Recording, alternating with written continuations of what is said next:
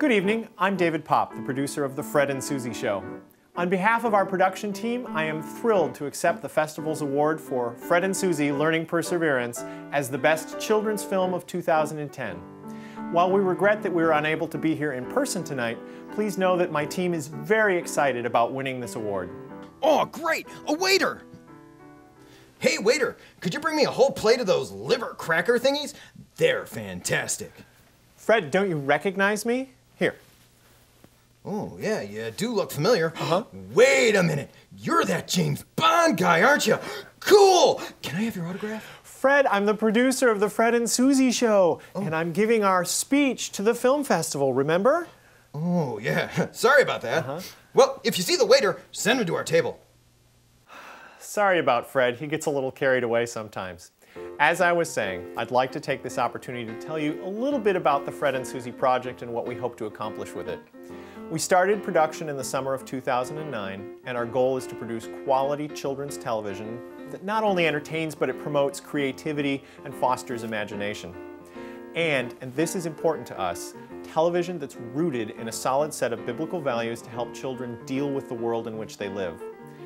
If you look back at the history of television, you'll find that some of the best-loved children's shows started out as homegrown affairs. They were very simple, they lacked a technical budget. Hey, there's a made waiter! up for it in...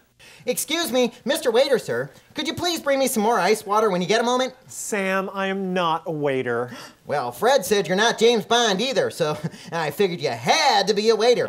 Unless you're James Bond disguised as a waiter. I'm not James Bond either. Oh, good disguise, Mr. Bond. Your secret is safe with me. Hey, Fred, I just met James Bond. As I said, the cast is very excited to be involved in this. Anyway, some of the best-loved children's shows were successful because they provided positive messages, creative entertainment, and they were just really fun to watch. Because children's programming needs to stay relevant with the times, it falls to each generation to revitalize the medium. In looking at children's media that's available today, there's a huge range of products, and for a parent, it's a lot of work to determine what is age-level appropriate for your child. However, it was quite clear to our team that there's still plenty of room for shows that speak to God's biblical truths. And there's a really big gap in shows that teach kids how to make stuff. So with the Fred and Susie Show, we hope to include both things so that we foster good core values and creative expression through the arts. Ooh, James Bond, 007. You should be careful. I heard there's some guys looking for you. Baxter, I am not James Bond. I am the producer of the Fred and Susie Show.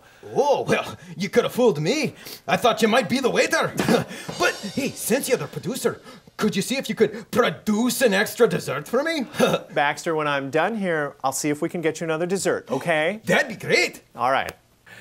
And so you can see, it was fitting that our first show would be about learning perseverance. I'd like to thank Festival President Mike Oden and the committee members for including Fred and Susie in the 2010 program.